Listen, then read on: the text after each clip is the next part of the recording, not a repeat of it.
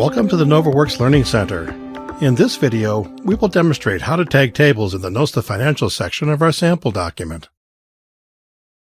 In Part 1, we talked about the tools available in GoFiler to tag tables within the Notes to Financials. If you haven't watched Part 1 and are not familiar with the table tagging tools, I recommend that you do that before watching this video. We have tools to tag tables using the structure of the table itself to create XBRL facts. There are 3 tools for tagging columns and 3 tools for tagging rows. We also have the Mark Block Fact tool, which you can use to tag any data cell in any table. So I will demonstrate these tools on some tables, and you can get a feel for when and how to use them. Let's head into GoFiler. I have our sample document open. This is the sample from GoFiler's Samples folder, which we have been using to practice in most of these tutorials. I'm going to tag the numbers inside the tables in these Notes to Financials. Let's go ahead and find our first table. Here it is. You can see that the Level 1 and Level 3 tagging are already done. If we look at the structure of this table, we can see a few things. First, the column headings are dates, which means that they likely represent contexts. Second, even if I don't recognize what concept each of these line items represents, I can see that this table is a table of accrued liabilities. That gives me a place to start looking in the taxonomy if I'm not familiar with the content of the table. Also, I can see the total accrued expenses and other current liabilities line item, which I know represents the accrued liabilities current element. I can tell what element that line item represents because of the label, which, in this case, is a pretty obvious clue, and also because of the fact data. Go ahead and use the find function to look for that value.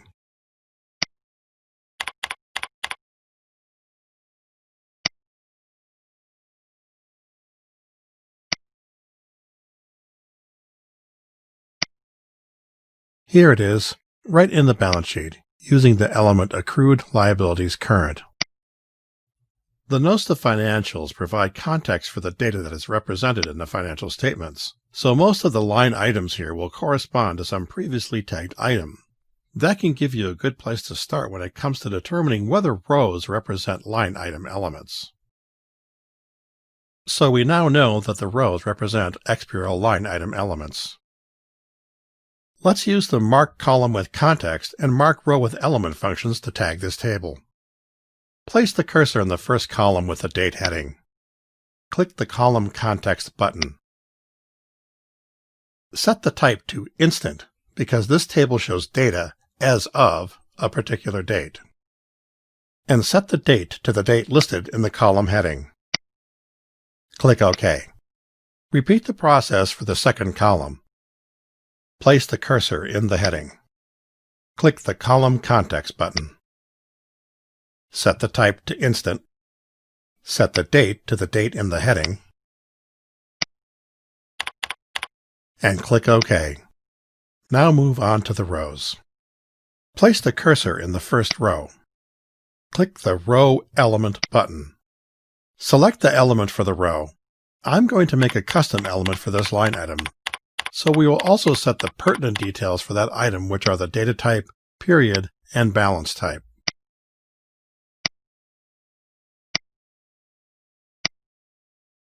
Check that the indenting, precision, and counted as are correct and that the correct options are set. As with financial statements, tables in the Notes to Financials can have row elements that are negated, totals, or headings. Because we use the Mark Level 3 function to set the Engram for this table, we need to make sure to set the precision and the counted as correctly. Our table is in thousands, so set the precision to -3 thousands. Set the counted as to -3 thousands. Click OK. Repeat this process for the remaining rows.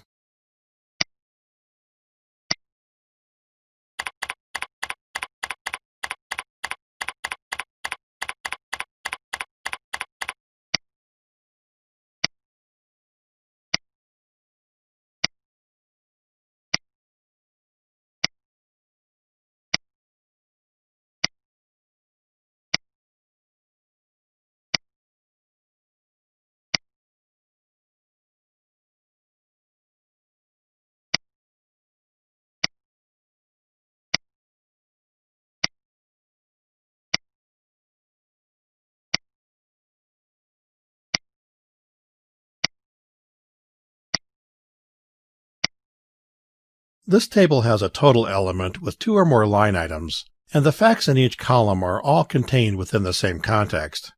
We can add the calculation for the total by selecting the rows, including the total.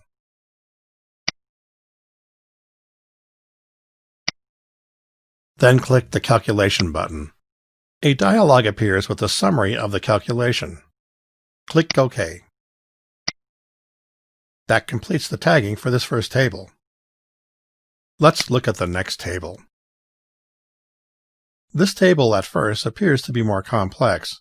However, once you look at it more closely, you can see that the column with the balance sheet classification is not data we need to tag, meaning only the first and last columns should be considered when determining what tools we should use.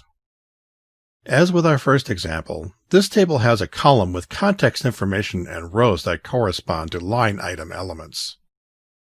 Use the same process to tag the content of this table.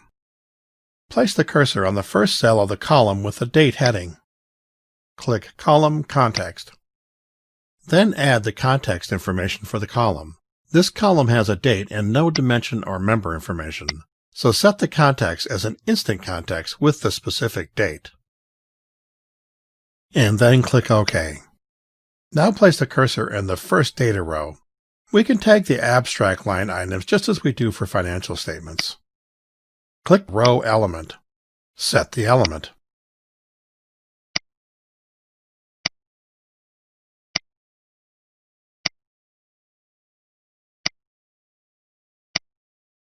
Check the heading option. Click OK. Place the cursor in the next row. Click Row Element. Set the element.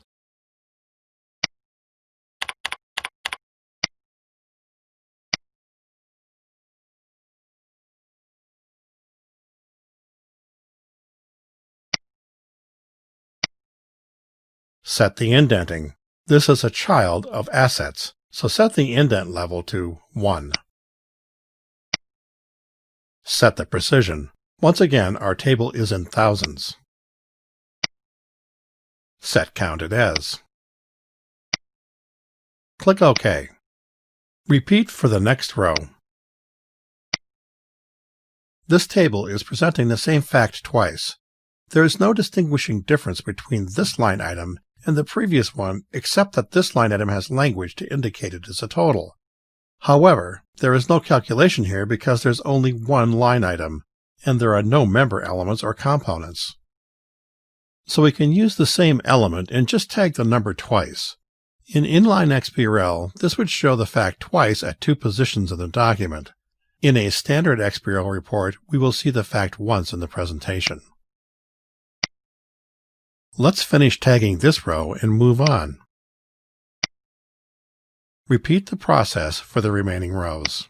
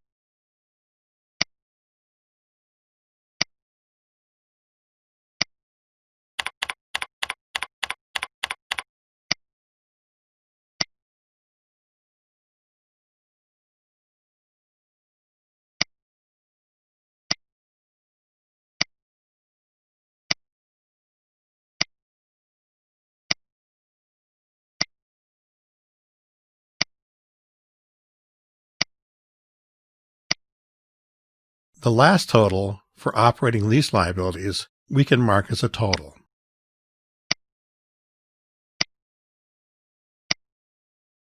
After setting that Engram, we'll add the calculation information using the Create Calculation function. Select the rows in the calculation.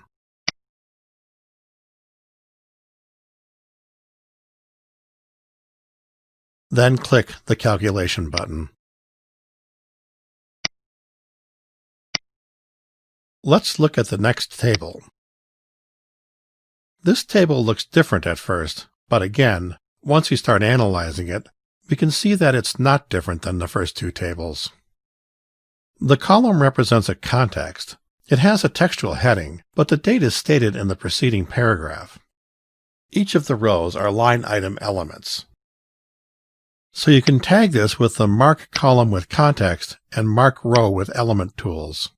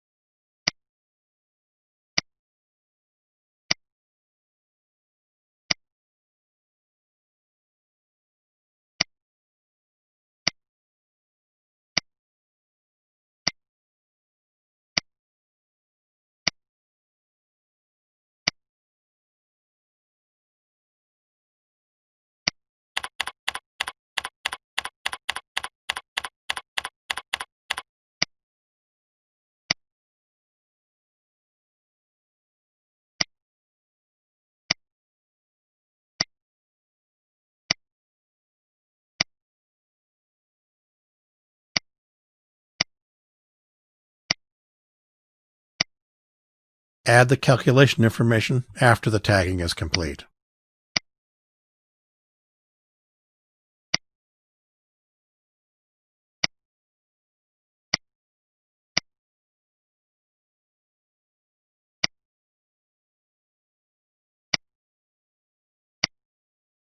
Let's look at the next table.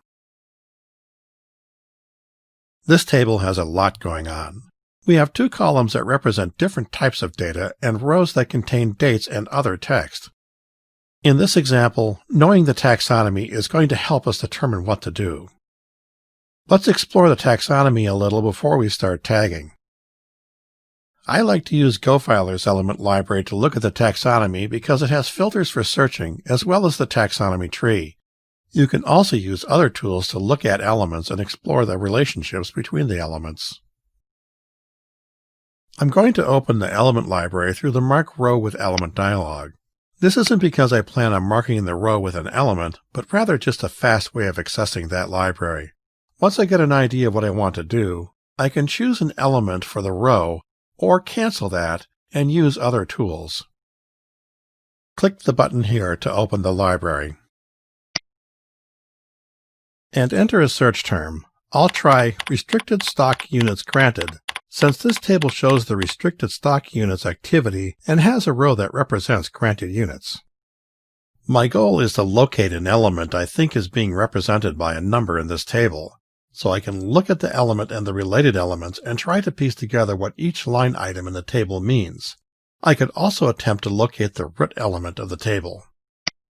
My search gave me the Share-Based Compensation Arrangement by Share-Based Payment Award, Equity Instruments, Other Than Options, Grants in Period element, which sounds like a good match for one of these facts.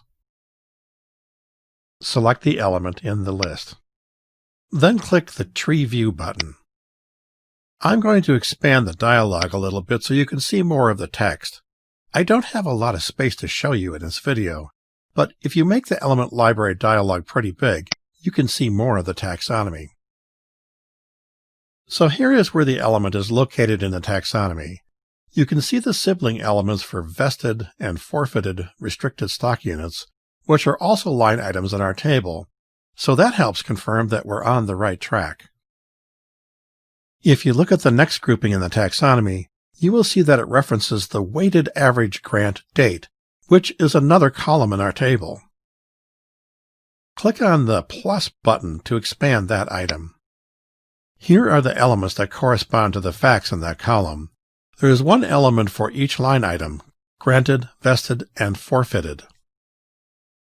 The structure of this table is starting to come together. For this table, it is the combination of both the column heading and the stub that specifies the XBRL element. With the exception of the beginning and ending items, each of the cells in the table represents a different element. Because each cell has its own element, we now know that the best tool to use for this is the Mark as Block Fact function. In order to mark each of these items as a block fact, we will also need to determine the context information. The period is recorded in the table. If there are other components to the context, we can use the taxonomy for clues. If we scroll up the taxonomy, we will eventually see that all of these elements share a common parent, which is the Share-Based Compensation Arrangement by Share-Based Payment Award line items concept. The documentation for this item points us to the fact that these concepts are used to disclose reportable information associated with domain members defined in one or more axes to the table. This indicates that we should be using at least one member concept for these items. Scrolling up a little further, we'll see more of this part of the taxonomy. Here's the root element for this disclosure. And here we can see the different access elements that can be used for these line items. Our table concerns RSUs. You can find a member for that concept in the award type axis, so our contexts are going to use that member. That's the only access and member I will use for my items. The surrounding text gives clues about the data that we're defining, and you can explore the taxonomy to find the appropriate elements to express the concepts within each table. Let's click Cancel and back out of these dialogues. I'm back in page view now. Let's use the Block Fact tool and add engrams to this table. Place the cursor in the first cell that contains a number to tag. Our first cell has an M- in it, which still is an item we need to disclose, so click inside that cell. Click Block Fact. Choose the element for this line item. If we go back to the library, we can search for the restricted stock units and find the element that corresponds to this line item. This is an instant element, but our table is a roll forward. We're going to be using a duration context for these facts, so we will use the period match option. This is the beginning of the period, so set the period match to beginning. Set the precision to -3 thousandths. Set the counted as -3 thousandths. And add the label for the element. I'll use beginning balance in shares. Click Next. Now set the context information. The duration between this date row and the next is the 3 months ended March 31st, 2019.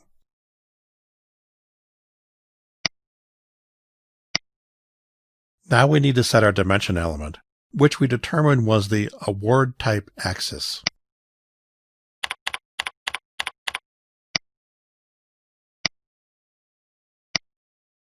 Set the domain member, which is Restricted Stock Units RSU member.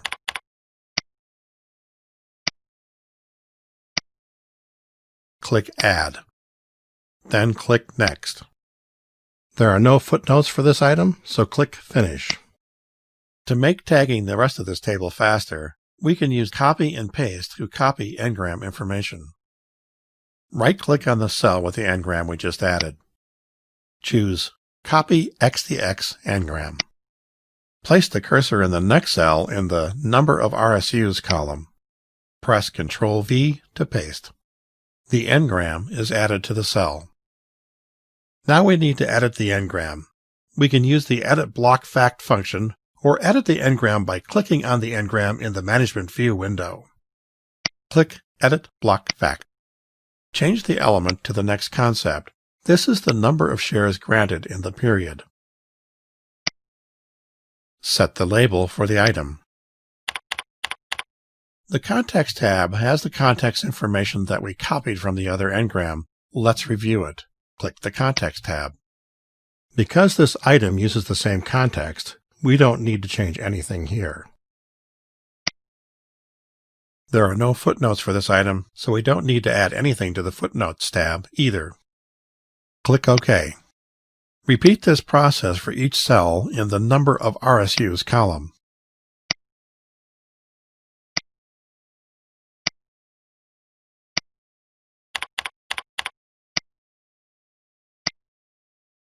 Press Ctrl-V. Edit the element.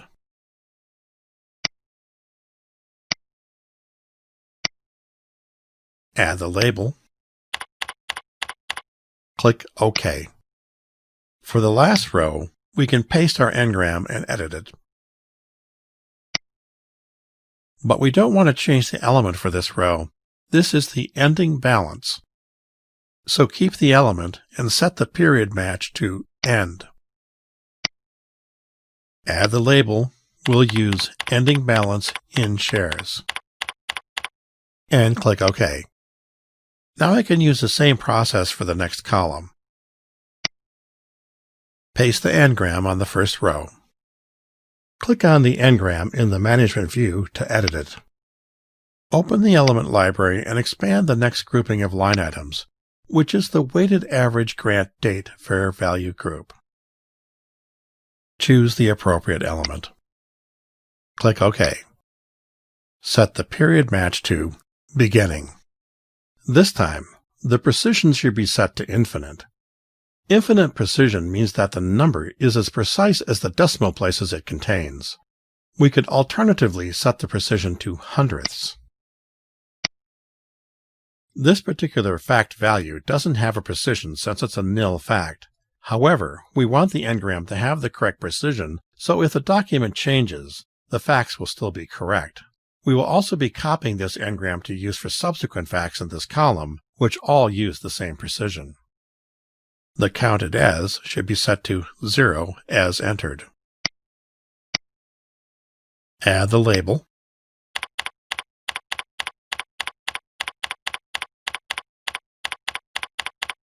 And click OK. Repeat the process for the remaining items.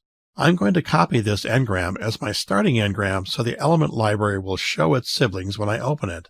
That will save me a little time during the element selection process.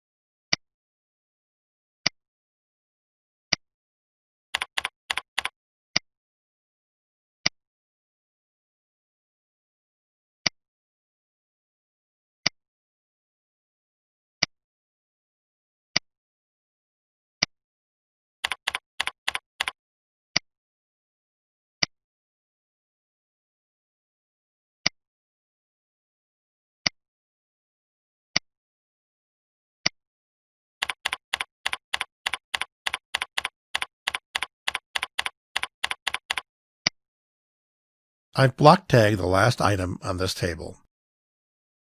It's important to note that, for this type of table, we can't add calculations even though there are line items that would normally require a calculation by the Edgar Filer manual rules.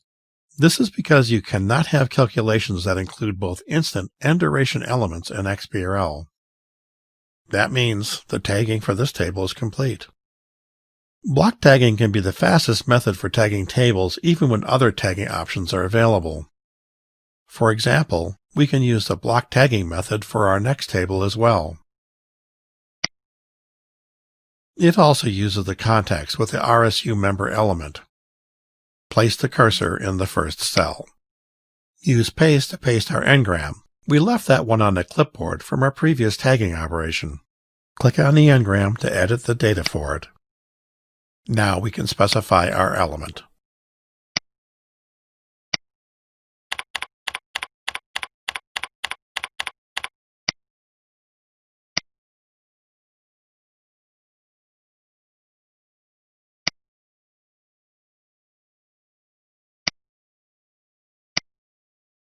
For this item, we have data for the duration of time in the cell, so we want to make sure it uses the correct transformation.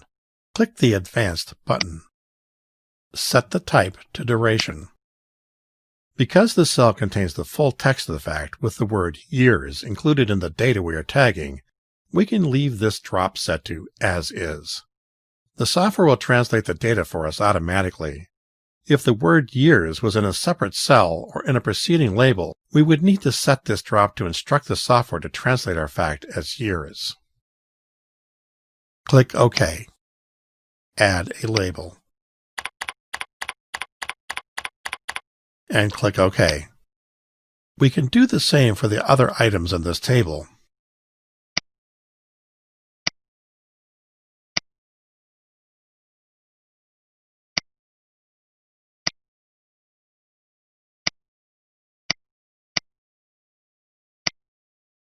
We copied an Engram with a transformation, so I need to take a moment here to change advanced options before I continue.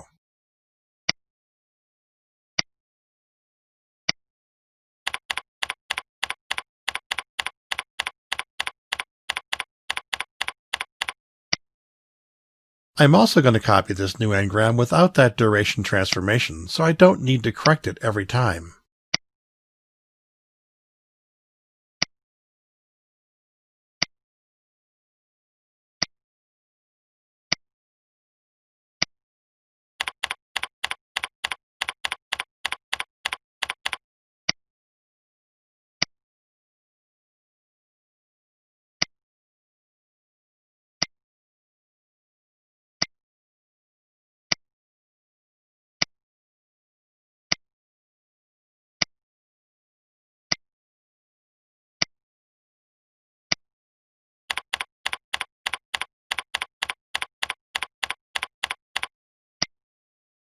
We have one last table in this sample document. At first glance, it looks like this is an instance where we could use the mark column with context, as you can see the date information in the heading, and the mark row with element functions. Upon closer inspection, however, it becomes more apparent that the rows in this table correspond to member elements. Each cell in this table is going to use the same XBRL concept. The first row will use the RSU member element from the award type axis. The second row will use another member element, which will be a custom element. This item is described in the narrative a few paragraphs prior to this table. Because we can't tag a row with only a member element, we'll use the block tag feature to tag this table as well. Place the cursor in the first data cell. Click Block Fact. Set the element.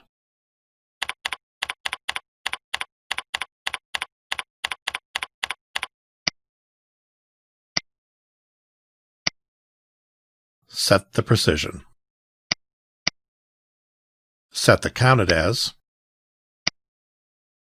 Add the label or leave it blank to use the default label for the element we chose. When choosing a label, remember that the member element will add its own label to the context information. This label on the dialog applies to the element. I'm going to leave it blank. Click Next. Set the date information. This cell is a column for the 3 months ended March 31st, 2019. Add the award type axis. Add the RSU member.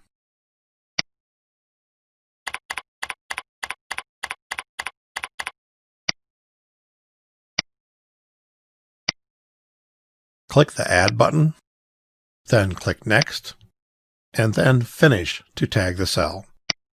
To copy the engram, right-click in the cell. Then choose Copy XDX Engram. Then place the cursor in the next cell. You can move across the row or down the column. Unlike the previous table, the component of the fact that is changing with each of these cells is the context. If we move across the row, the date portion of the context will change. If we move down the column, the member element will change. Let's go across the row. Use Ctrl-V or the paste function to paste the engram. Open the Edit Engram dialog. Click on the Context tab. Then adjust the date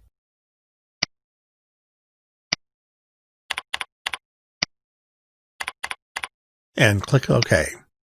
Place the cursor in the next cell, paste the engram, and open the Edit Engram dialog. Then click on the Context tab. Click on the Dimension Member Pair in the Extended Information area of the dialog. Change the member field to the new member element. Click Apply. Then click OK.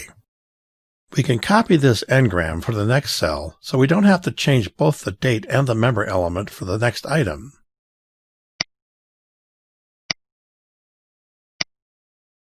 Paste the engram, and then open the Edit dialog. Click on the Context tab. Adjust the date.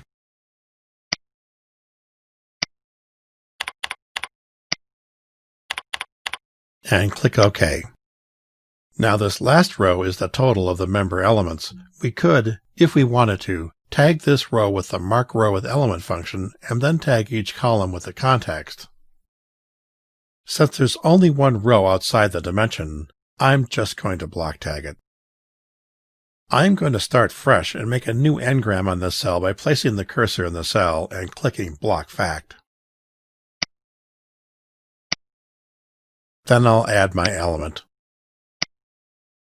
Set the precision and count it as. Add my label.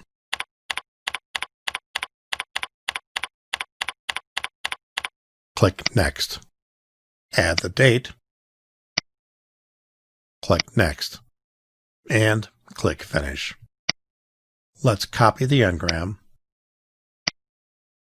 Paste it in the last cell.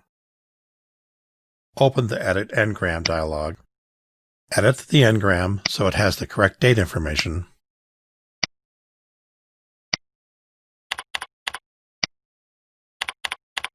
And press OK. That was the last table in this document, so I'm going to stop this tutorial here. Now that we know the basics of the functions and have an understanding of when to use them, we can use these examples moving forward to tag other tables. We'll be posting another tutorial with additional practical examples of tables you might find in the Notes to Financials section. Just remember that every table is different. The most important takeaway is to know what tools are appropriate for what kinds of tables. You can always use block tagging if you're unsure on how to proceed. That concludes this tutorial on Level 4 tagging. Thanks for watching.